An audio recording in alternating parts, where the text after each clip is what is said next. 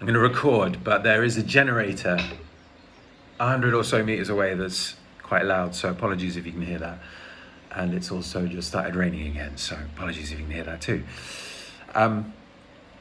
So everything you say and everything you think is defining your experience of reality. And we are constantly defining ourselves by what we think and what we say. So if you allow yourself to go down the rabbit hole of getting like medical definitions for symptoms that you're experiencing in yourself, for example, and you go on Google or you go to a doctor and they start saying, oh, you've got this, or you've got onset this, or you've got early stage this. Suddenly, if you've given that person or that resource power over you, you define yourself as having whatever it is that you've just discovered that you have. And so reality is going to go, oh, okay then. And because you were suspicious and in fear perhaps about the symptoms, you're almost going to feel relaxed that your assumption was right.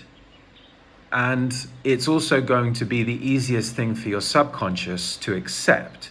And so the chances of you creating the experience of that to the nth degree in your reality is quite high. Now, the same goes for affordability of things. For example, if you are having a hard time financially and you go to a shop and the till rings up $10, pounds, yen, whatever, more than you have, and you go into a state of fear and you're like, you get all riled up about it.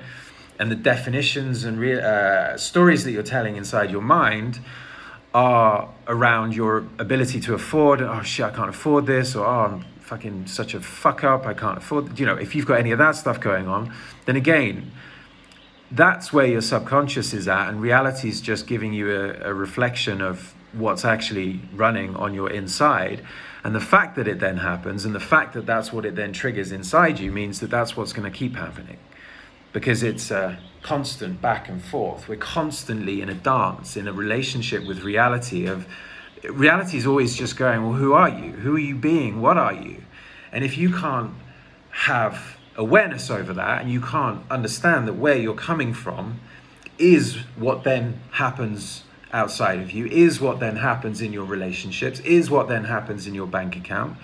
If you can't get to that, then there's something that you gotta work out. Like there's something that you need to feel within yourself that's going to link to stories from your childhood or stories from your teenage years, or something probably happened, or a circumstance was persistent and you had a certain relationship to it. That is then going to be what perpetuates.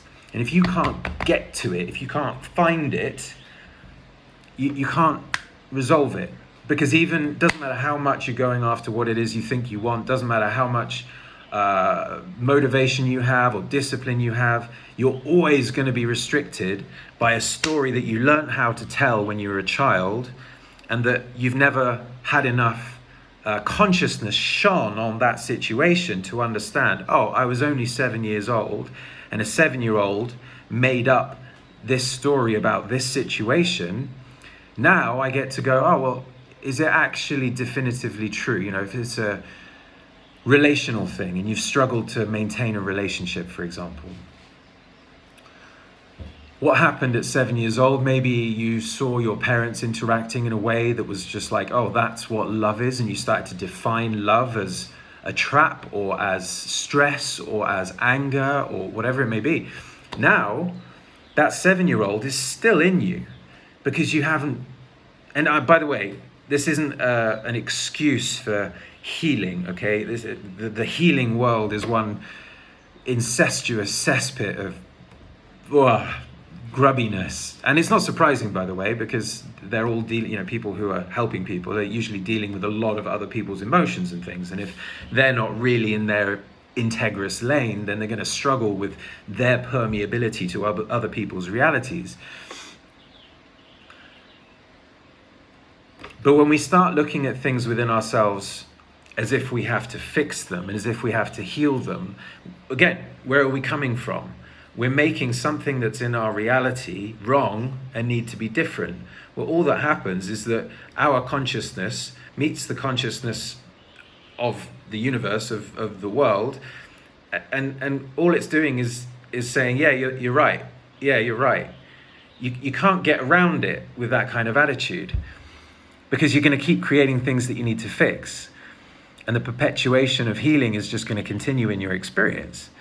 Whether that's with relationships, your health, finances, your joy and general happiness and just acceptance and ability to be in life and in the world, in your experience of it. Whatever the symptom is, and I classify them all, by the way, as evolutionary lag symptoms, which is, I think, a wonderful term, because it's actually quite concise as to the true challenge that humanity faces. Kind of always has done in a way, but especially now that we've got such ridiculous acceleration that we do. Everything's being amplified. So, and this is going to be included. So healing, the process of healing, or the completion of healing, is going to continue to get more and more abrupt and faster from here on in, because everything is. And what that means is that everything in opposition to that is also going to get faster and more crazy and ridiculous. So the trends of thought that you have in your mind, the themes of the direction of your thought that you have in your mind and somatically in your body, they are going to show themselves, they're going to illustrate themselves to you in the fabric of reality much faster as we continue on this wild ride of acceleration and things coming to light and things being exposed and all the rest of it.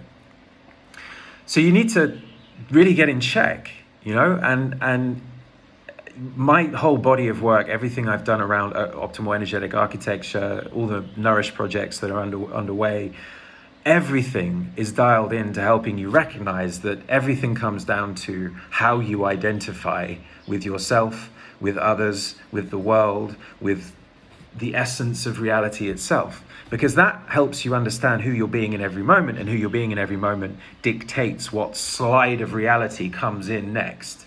Because that's kind of how it works. It's like an infinite film with gazillions of potential reality slides coming in all the time.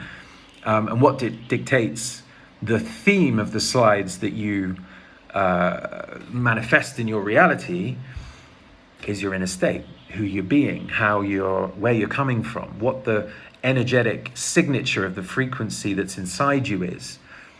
That's what we're all experiencing in our lives, whether it's positive or negative. It's all just that out mirroring of us. So how are you defining yourself? I don't care who you are, where you're at in life, what you've experienced, how wealthy you are, how unwealthy you are. I don't care about your current reality. I care about what you're saying about yourself, about life, about the world, internally. Who are you on the inside? Are you moving through the world with a constant warrior in your mind? Worry, by the way, I'm not talking about a warrior as in, that's not necessarily positive either, but a constant, what's another word for worrying? I'm just going to use warrior. Constantly just in fear, kind of like, oh God, what about this? And oh, what if that happens? And what if they think this? Like, if that's constantly your experience in your head, your body's all going to be all tense. You're going to have jacked shoulders, and like, not in a good way, but like tense shoulders. You're going to have back problems. You're probably going to have lower back problems as well, and hip problems, because it's all safety and stability based. I might be talking Chinese to some people, but everything is connected. There's no separation in any way. So if something shows up as a physical manifestation of pain or sickness, it is simply an energetic reflection. And again, the sooner we can all recognize this, the better. So I don't care what it is that you're experiencing. If you can get to the level of awareness necessary to objectively say, oh, I'm telling this story and that's why this is happening, you've got the code to life.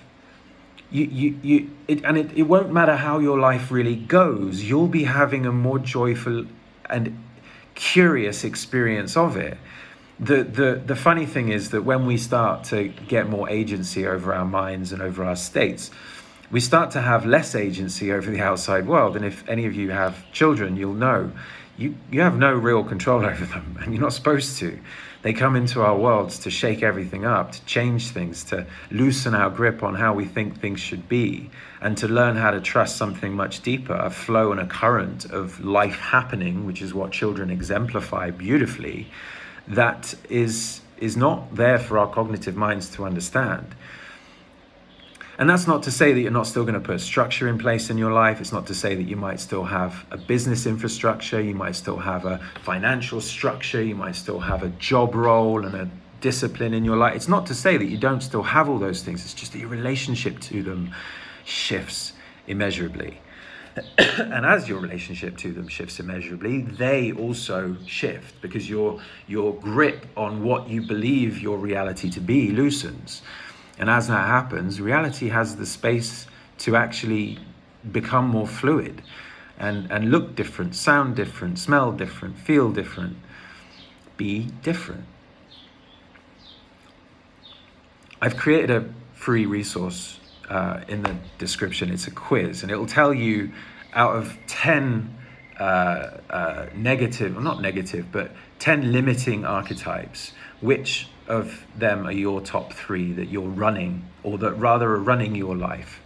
And then it will give you what those become once you've alchemized them, once you've shone a light of them, move through the OEA process, which also I can give you. By the way, this might also just happen. So you might get, oh fuck, that's how I'm showing up, and then see who you can be instead, and naturally be able to go, I'm done being this. Like, I don't need to play out these roles anymore. That's not who I want to be, or who I feel like I truly am.